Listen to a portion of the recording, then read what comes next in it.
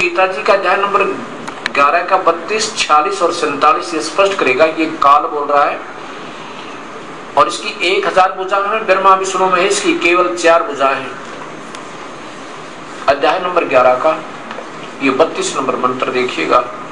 गीता बोलने वाला भगवान कह रहा है ये काल क्षर पुरुष ज्योति निरंजन लोकों का नाश करने वाला बड़ा हुआ काल हूं। महाकाल लिखा महापुरुषों ने, वैसे काल है संस्कृत देखिए, काल है माने काल हूं। इसमें लोगों को नष्ट करने के लिए परिवर्त हुआ हूं। परिवर्त है माने अब मैं वास्तविकता में आया हूं, अब यहाँ आया हूं। और जो प्रतिपक्ष की सेना में सतीत योद्धा लोग हैं, तू ना लड़ेगा तो भी मार दूंगा, ये नहीं रहेंगे, ये सब तेरे बिना भी नहीं रहेंगे, अर्थात ये तेरे युद्ध ना करने से भी सबका नाश हो जाएगा। अब 46वें श्लोक में इसी पवित्र शास्त्र के 46वें श्लोक में क्या कहा है? अर्जुन कह रहा कि मैं वैसे ही आपको मुकुट धारण किए हुए, क्योंकि ये विष्णु मान रहा था, लेकिन ये विष्णु श्री कृष्ण विष्णु के अवतार थे और ये महाविष्णु काल बोल रहा है अब गीता जी को।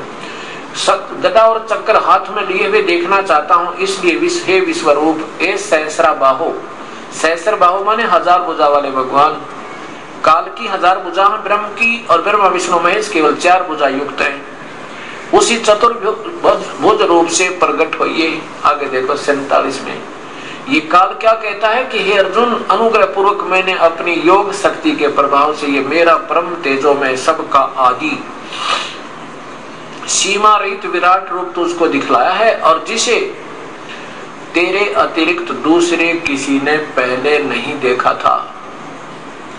अब ये पॉइंट ध्यान से देखने का है, क्योंकि ऐसे ही ये तत्व ज्ञान समझ में आएगा। इन सभी पॉइंटों पर यानी संकेतों पर विचार करना होगा। हे अर्जुन अनुग्रह पूर्वक मैंने अपनी योग शक्ति के प्रभाव से मेरा परम तेजो में सबका आदि सीमा रहित विराट रूप तुझको दिखला जिसे तेरे तक पहले किसी ने नहीं देखा था। अगर श्री कृष्ण बोल रहे होते ये शब्द नहीं कहते,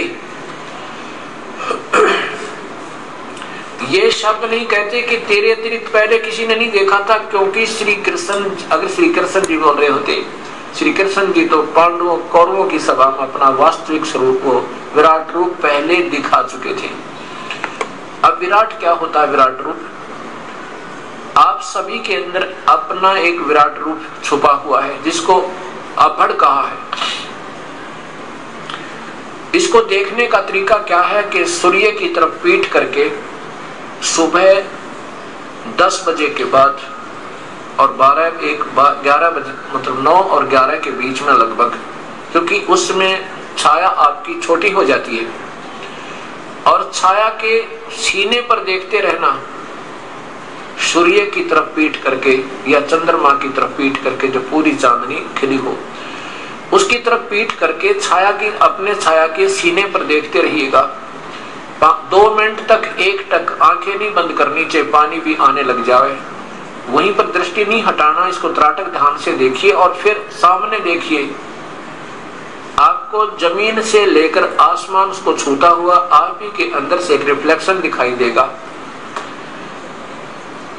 और जिसमें जितनी भक्ति होगी, जितनी शक्ति हो चुकी होगी कमाई की, उतना ही उसका तेज स्वरूप होगा, प्रकाश दिखाई देगा, उसी वो प्रकाश में दिखाई देगा वो विराट रूप। लेकिन उसको देखने के लिए ज्यादा असमंजस में नहीं पड़ना। ये तो एक उदाहरण दिया आपको जिसको समझ सकते, क्योंकि हर एक में विराट रूप दिखा जा सकता है। कुछ सिद्धि हो जाएंगी फिर आप भी दिखा सकते हो, लेकिन उसमें दिन रात का अंतर होगा, लेकिन उसका कोई फायदा नहीं, हानि होगी, लाभ नहीं। हमने यहाँ नाटकबाजी ये नहीं दिखाने हैं, हमने केवल यहाँ से पीछा छुटवाना है, ये ध्यान रखना हम इसमें हर समय। तो ऐसे भगवान श्री कृष्ण ने जो अपना विराट रूप दिखाया था उसका तेज कम था, और जो काल ने दिखाया वो उससे ज्यादा था। वो तो गीता बोलते समय तो ब्रह्म ने दिखाया इस ज्योति निरंजन ने, और कौरवों की सभा में श्री कृष्ण जी ने अपना विराट दिखा, इसका तेज कम है।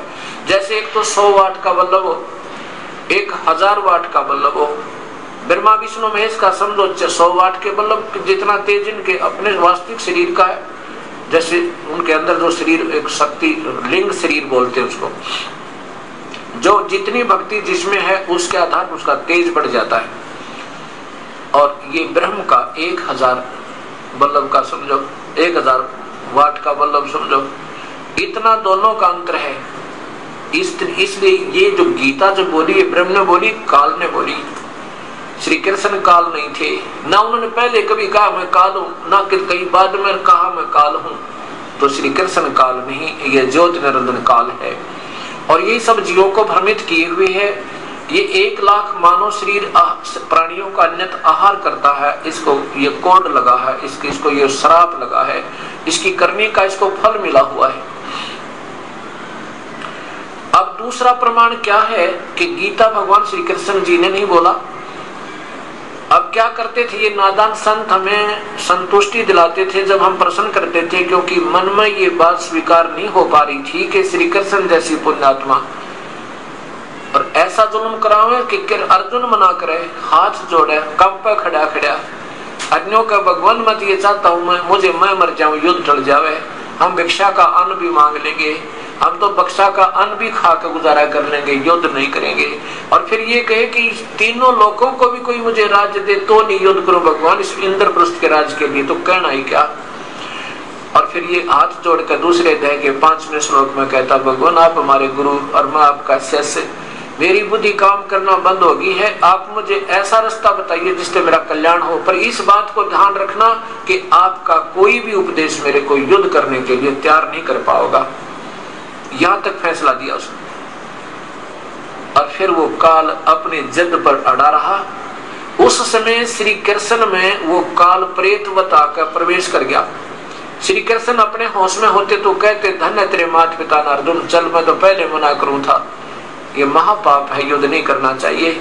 लेकिन जब देखा कि कृष्ण तुरंत मना करेगा, ये बात बिगड़ जाएगी, तो वो काल वहां से चल कर आया 21वें ब्रह्मांड में, जहां तपस्या के पास रहता है ये, अपने इसी काल रूप में। ये विराट रूप इतना भी दिखा सकते, 1000 हाथ, 1000 भुजा, 1000 सिर, 1000 नेत्र, और ये 2 भुजा में और 2 नेत्र में भी रह सकता है, ऐसे एजिटिज मानो जैसा इसका शरीर है। ये तो अपने सिद्धि जब दिखाना चाहे इस बवंडर कर सकता है, जब चाहे ऐसे शरीर में रहते हैं। तो क्या कहा करते कि अर्जुन, हम पूछते थे कि ऐसे महापुरुष ने ऐसा अनर्थ क्यों करवाया, जब अर्जुन मना कर रहा है, वो उनको डरा डरू कर युद्ध करा रहे हैं भगवान। तो क्या कहते थे ये संतजन के अर्जुन अपने जो है अक्षत्रिय धर्म को भूल रहा था, और अक्षत्रिय नहीं अक्षत्रिय हो जाते, ये सारी व्यवस्था बिगड़ जाती।